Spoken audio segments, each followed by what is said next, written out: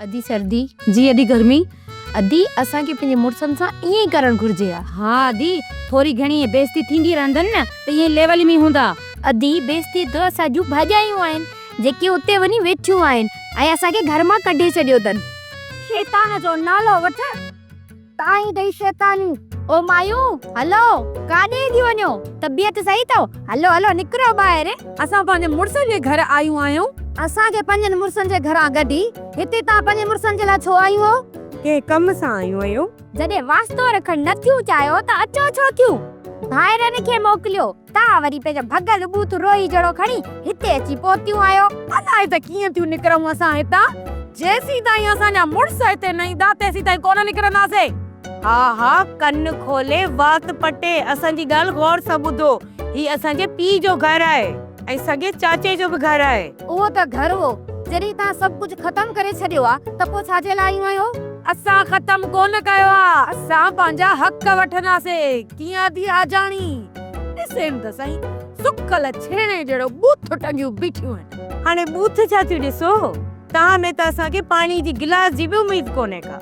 हलो हलो निकिरो वञो परते पंहिंजे भाइरनि खे फोन करे घुरायो।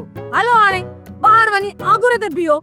सिंगरी रिड जहिड़ो बूथ कयूं बीठियूं आहिनि। ॾिसो छा थियूं होॾे हली बीहो। वञूं था वञूं था।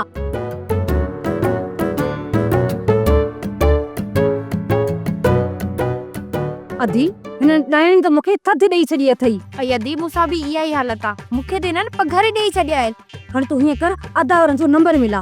हा सही थी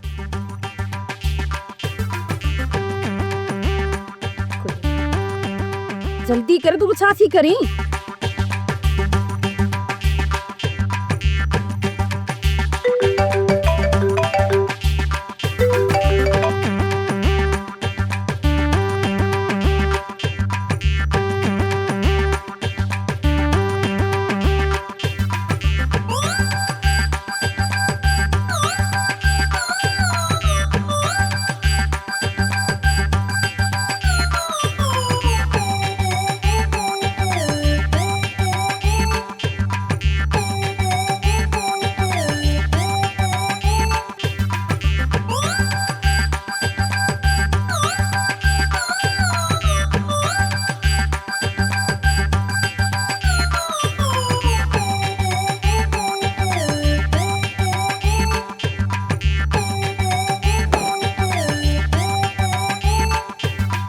कहिड़ो मूंखे झिड़कीअ बुझो ॾिनो जो मां हिन घर में या ॻही कुंवार वठी आयमि।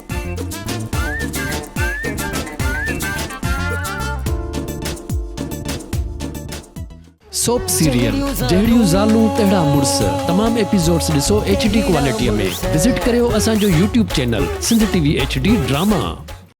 सब्सक्राइब कयो असांजो official YouTube channel Sindh TV HD drama ऐं वधीक अपडेट लाइ बेल आइकन खे क्लिक करियो।